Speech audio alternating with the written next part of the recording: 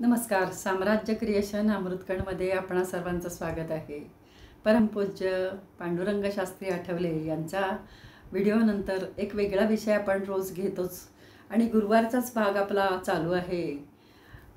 कारण गुरुवारी ज्या त्या दिवशी दिवसभरात वेळ नाही मिळाला तर पहाटे आपण तो विषय घेऊन भेटतो आणि त्याप्रमाणे तुम्हाला माहिती आहे की आपण सशुल्क जप साधना सुरू केली आहे. आणि या सशुल्क जप साधनेमध्ये चा भाग म्हणजे तारक मंत्र जप हा 11 दिवस 108 वेळा रोज म्हणायचा. त्यासाठी शुल्क आहे 2100 रुपये.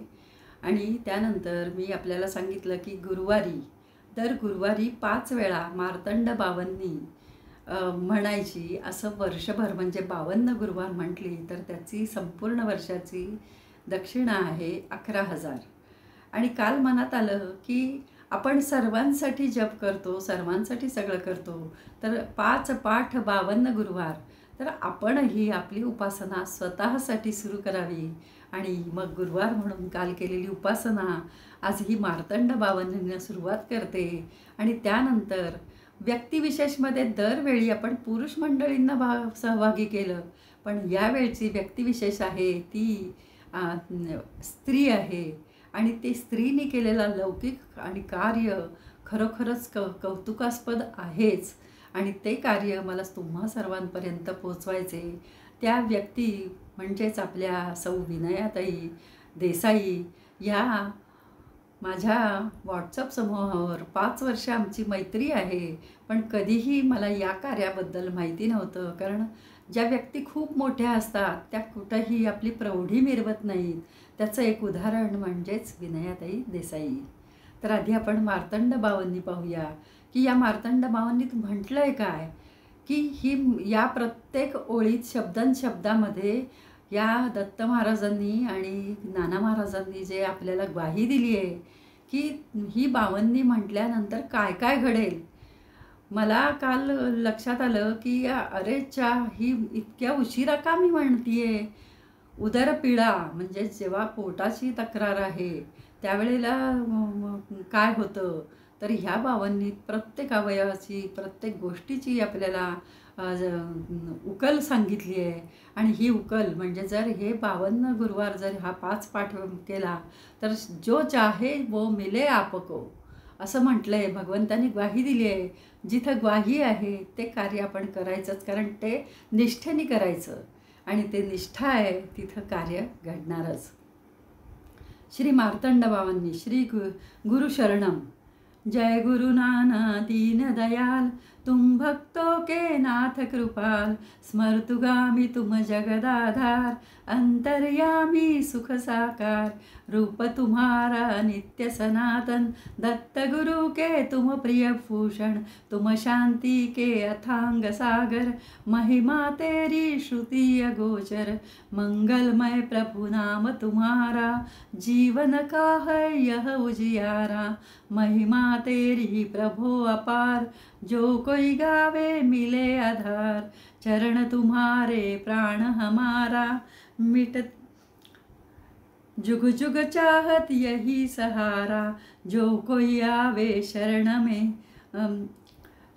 में नाना, मिटते हैं उनके भय नाना, परम पावन ध्यान तुम्हारा, हर लेता है तम अंधेरा, हास्य तुम्हारा मन हर लेता, पग पग पर जीव सुख पाता, जल बिन मछली हो निष्प्राण, तुम बिन वैसा तन धन मान, सूक्ष्म रूप से लीला अद्भुत, आप की करनी आप ही जानत, भक्तवत्सल तुम दीन दयाल, हतप्रभ होवे काल कराल, जिसके मन में श्रद्धा जैसी, आपकी मूर्ति दिखती वैसी, योग प्रेमी को योगी दिखते, ज्ञान प्रेमी को ज्ञानी दिखते, भक्त प्रेमी को दिखते भक्त, लीला आपकी यह अद्भुत, संतों के तुम सादर प्रेमी, नाना रूपे तुम्ही अनामी, जो कोई आवे शरण तुम्हारे, पूर्ण होते काम अधूरे, दासी सिद्धि उनकी होती जिनकी नाना पर दृढ़ प्रीति, रंग भजन का तुम्ही दिखाते, प्रेम सरोवर सब हो जाते। दे दे हमको यही प्रसाद, रहे तुम्हारी क्षण क्षण याद। स्मरण करे जो कथा तुम्हारी, मिलते उनको फल सुखकारी। प्रसाद पाया रेवा बाई से, खिल जाता है चित्त शांति से। देखे तुमने दशरथ नंदन, छुटते हैं पापों के बंधन। देखे तुमने देवकी नंदन, मिलते हैं भक्ति के स्पंदन। किया मुक्त ब्रह्म संबंध, सब बाधों का टूटे बंध। अनसुया ने दिया प्रसाद, मिलता है प्रीति का स्वाद। शंकर जी का महान दर्शन, फल यात्रा का मिलता पावन। 8 रूप जब हुआ विहार, आदि व्याधि का हो संहार। अवधूत जी ने किया प्रहार, 3 ताप का हो संहार। गंगोत्री और जमुनोत्री, लीला है यह सुखदात्री। लीला तुमने न्यारी दिखाई, बिना तेल की गाड़ी चलाई। तेज दृष्टि का प्रभो शुभंकर, कुंड में आया श्री वैश्वानर। शब्द तुम्हारा मन हो संजीवन, भक्त हुआ एक यजुभूषण। डर कर भागे दूत मौत के, दूर हुए तब सब ताप साध्विके। सपनों में जब पाया दर्शन, गूंगा बोले मधुर वचन। श्वान रूप में भैरव आए, रोटी खाकर तृप्त हो गए। पूर्ण कामना रामबाई की, देखी झाकी सीताराम की। वैद्यराज कभी तुम बन जाते, कर्मचारी भी कभी हो जाते। धनहीन को मिलता धनमान, विद्याहीन को विद्यादान। उदर पीड़ा जब हुई भक्त को, इथं हा जो ओवी आली ना, तिथं मला लक्षात आलं की जर मला पोटाचा विकार आहे तर हे मी 5 वेळा नक्कीच म्हणायला पाहिजे। आणि ही उपासना सुरू केली आहे 52 गुरुवार, ह्याच्यात खरंच खूप फरक पडणारच आहे, याची खात्री आहे, निष्ठा आहे। उदर पीड़ा जब हुई भक्त को, भक्त किया और दिया सौख्य को। लाखों आते तेरे दरबार, पूर्ण होते सब व्यवहार। भक्तों का भुगतान भोग कर, देते शांति ना भी कहकर। विभूति पाकर हर गुरुवार, चित्त तृप्ति का करे विहार। पुत्रहीन जो पाता संतान, कृपा आपकी यही महान। पति प्राप्ति की जिनकी इच्छा, पूर्ण होती उनकी वांछा। तुम तो नाना तुर्यातीत, कैसी पूजा समझ न आवत। मैं नौकर तुम स्वामी शुभंकर, भाव रहे यह मन में निरंतर। मैं नौकर तुम स्वामी शुभंकर, भाव रहे यह मन में निरंतर। रोम रोम में वास तुम्हारा, भिक्षा मांगे दास तुम्हारा। रोम रोम में वास तुम्हारा, भिक्षा मांगे दास तुम्हारा। तिथि पंचमी पर 52 निगावे, 5 पाठ में सुख पावे। 5 पाठ 52 गुरुवार, समझ में आवे सार असार। जो चाहे वो मिले पाठ से, दे दो आशीष प्रसन्नता से। जो चाहे वो मिले आप से, मिले आपको। जो चाहे वो मिले पाठ से, दे दो आशीष प्रसन्नता से। अवधूत चिंतन श्री गुरुदेव दत्त। हा जो आत्ता म्हटलेला एक पाठ आहे, हा 5 वेळा म्हटल्यानंतर खरोखरच प्रत्येकाची असलेली अडचण दूर नक्की होईल। तेव्हा हा पाठ जर माझ्याकडून करायचा असेल तुम्हाला, तर तुम्ही मला संपर्क करू शकता। आणि अशा प्रकारे हा गुरुवारचा दत्त महाराजांना नमस्कार करून आता मी व्यक्तिविशेषमध्ये विनयाताई देसाई यांच्याबद्दल बोलणार आहे। विनयाताई देसाई स्वानंद संचलित साध उपक्रम, कर्णबधिरांसाठी साध वार्ता, असं त्यांचं पॅम्पलेट मला परवा मी प्रदर्शन पाहिल्यावर गेल्यावर मिळालं। आणि संपादक मंडळ विनयाताई देसाई संचालिका साध केंद्र, त्यांचा मोबाईल नंबर आहे, त्यांचा ईमेल ID आहे. त्यांच्याबरोबर काम करणाऱ्या रंजना लोढा आणि प्रिया केंच्या या रोटरी सदस्य आहेत, स्वानंद मंडळाच्या आहेत. तर आता त्यांचं मनोगत आहे विनयाताईंचं ते असं की नमस्कार, BScची परीक्षा झाल्यानंतर टिळक कॉलेज ऑफ एज्युकेशनमधून कर्णबधिरांसाठी विशेष शिक्षिकेची पदविका पुणे विद्यापीठातून प्रथम क्रमांकात उत्तीर्ण झाले. तेव्हापासून कर्णबधिरांशी नाते जोडलं गेलं. बापरे, हा वेगळा विषय कसा काय निवडला? खरोखरच खूप कौतुक विनयाताई, तुम्ही वेगळ्या विषयाकडे वळलात. खूप खूप कौतुक याचं. आणि तुम्ही प्रथम क्रमांकाने उत्तीर्ण झालात याबद्दलही खूप कौतुक. सुरुवातीची काही वर्ष स्पेशल स्कूल आणि त्यानंतर 22 वर्ष महर्षी कर्वे संस्थेच्या एकात्म शिक्षण योजनेत शिक्षिकेचं त्यांनी काम केलं. नोकरीची 25 वर्ष पूर्ण झाल्यावर याच मुलांच्यात त्यांनी 25 वर्ष घालवली. त्यांनी स्वेच्छानिवृत्ती घेतली त्यानंतर. आणि मग काय करावं हा निर्णय मनापासून घेतला त्यांनी. कामाचं स्वरूप अर्थात कर्णबधिरांच्या साठीच आणि जोडीला अन्य अपंगत्व असणाऱ्यांसाठी उपक्रम केंद्र सुरू करायचं त्यांनी मनात ठरवलं. इच्छा असली की श्रवण दोषामुळे जे प्रतिसाद देऊ शकत नाहीत त्यांना आपण साद घालूया म्हणत केंद्राचे नाव साद उपक्रम केंद्र ठरवले. आणि श्रवण वाचा प्रशिक्षण, नृत्य व योगासन वर्ग, अभ्यास वर्ग, शिबिरं, सहली, पालकांसाठी गायन वर्ग, समुपदेशन, कर्णबधिरांच्या तयार केलेल्या वस्तूंचे विक्री प्रदर्शन, तेच मी परवा पाहायला गेले होते. आणि खरोखरच शब्दवीणा संवाद किती सुंदररित्या चालला होता की 25 टेबलं लावलेली होती. 25 टेबलावर प्रत्येक ग्राहक घेत होतं काहीतरी आणि त्यांचं फोनवर तो फक्त ती व्यक्ती हातातलं पॅम्पलेट दाखवायची आणि वस्तू दाखवायची आणि ग्राहक ती वस्तू घेतल्यानंतर फोनवर पैसे पाठवायचे. असं इतकं मूक व्यवहार चालू होता. आणि आपण उगाच किती बोलतो आणि ते बोलणं निरर्थक असतं असं वाटलं ते पाहताना की नाही, निरर्थक नाही बोलायचं, जे बोलायचं ते सार्थकी बोलायचं. मग शिबिरं, सहली, पालकांसाठी गायन वर्ग, समुपदेशन, कर्णबधिरांसाठी तयार केलेल्या वस्तूंचे विक्री प्रदर्शन आणि बरंच काही हा केंद्राचा हेतू. उद्देश उपक्रम ठरले, पण मुख्य जागेचा प्रश्न स्वानंद संस्थेच्या श्रीमती रंजना लोढा यांनी तो सोडवला. विश्वासांनी हाती छोट्या हॉलची किल्ली दिली आणि कोथरूडच्या महतोबा मंदिराजवळ साद उपक्रम केंद्र सुरू झाले. तो दिवस होता 1 जानेवारी 2013. साद केंद्राला प्रसिद्ध कान नाक घसा तज्ज्ञ अविनाश वाचासुंदर यांचे आणि स्वरनादच्या रक्षा देशपांडे यांचे बहुमोल सहकार्य मिळत आहे. तसेच शब्दवेध संस्थेच्या मंगल कानिटकर आणि पद्मा जोशी सुरुवातीपासून बरोबर आहेत. आपण सादच्या उपक्रमांना प्रतिसाद देणार याची खात्री आहे. जोमाने कर्णबधिरांसाठी कार्य करायला सज्ज होऊया.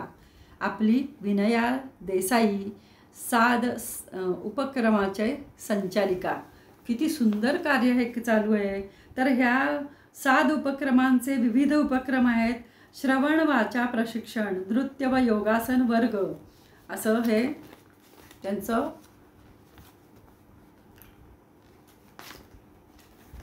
श्रवण वाचा प्रशिक्षण, नृत्य योगासन वर्ग, अभ्यास वर्ग आहे. पालकांसाठी गायन वर्ग आहे. साद परिवार, सहल आहे, आरोग्य तपासणी शिबिर आहे, विवाह समुपदेशन आहे आणि बरंच काही आहे.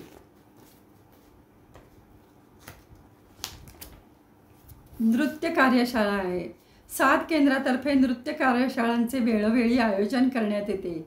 कर्णबधिरांच्या नृत्यमय आविष्कार नृत्यांजली या रंगमंची या कार्यक्रमासाठी यामधून कलाकारांची निवड करण्यात येते. कर्णबधिरांना नृत्य शिकवण्याचा अनुभव असणाऱ्या प्रसिद्ध कथक नृत्यांगना, नृत्यगुरू शिल्पा दातार आणि प्रसिद्ध कोरिओग्राफर निकिता मोघे यांचे मार्गदर्शन कर्णबधिर मुलामुलींना वेळोवेळी लाभते.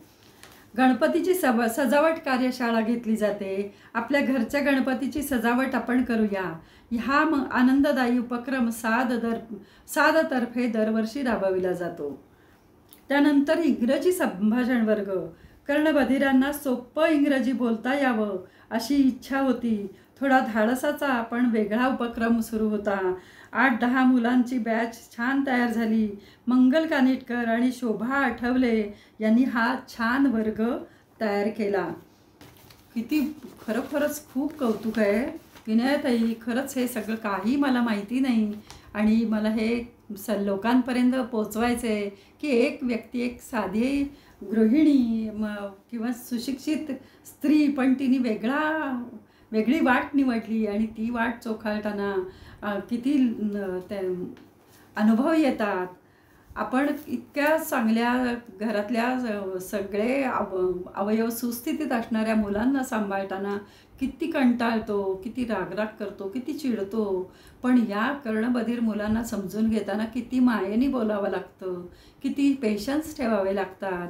हे मात्र हे शिवधनुष्य आहे आणि ते पेलणं म्हणजे कठीण आहे. पण विनयताईंनी ते सोपं केलं आहे. त्याच्यामध्ये त्यांनी हस्ताक्षर स्पर्धा आहे, तिळगुळ समारंभ आहे, स्वानंद संचलित साध उपक्रम केंद्रात कर्णबधीर मुलामुलींसाठी आणि त्यांच्या पालकांसाठी विविध उपक्रम राबवले जातात. कर्णबधिरांसाठी हस्ताक्षर स्पर्धा, तिळगुळ समारंभांचे आयोजन केले जाते. हस्ताक्षरासाठी सुंदर कविता किंवा उतारा देण्यात येतो. या कवितेचे वाचन करण्याचा उत्तम प्रयत्न करणाऱ्यास विशेष बक्षीसही देण्यात येते. नकळत कर्णबधिरांच्या स्पीच प्रगतीचाही आढावा या निमित्ताने घेता येतो. या स्पर्धेमध्ये शिशुविहार, कन्याशाळा, स्वरनाथ या संस्थेच्या मुलामुली समरसून आनंद घेतात. कर्णबधीर असूनही ग्राफिक डिझायनर असलेली मनाली फडके कार्यक्रमाची प्रमुख पाहुणी होती. तसेच स्वानंदच्या रंजना लोढा, रोटरीच्या प्रिया केंच यांची विशेष उपस्थिती होती. कार्यक्रमाचे संयोजन केंद्र संचालिका विनया देसाई यांनी केले. साध केंद्रातर्फे राबविल्या जाणाऱ्या उपक्रमांमध्ये कर्णबधीर मुलामुलींनी पालकांनी सहभागी व्हावे असे आवाहन संचालिका विनयाताई देसाई यांनी या निमित्ताने केले. पालकांसाठी विरंगुळा गायन वर्ग. कर्णबधीर मुलामुलींचे स्त्री पालकांसाठी विरंगुळा गायन वर्ग आयोजित करण्यात येतो. अतिशय उत्साहाने या गायन वर्गाला पालकांनी प्रतिसाद दिला.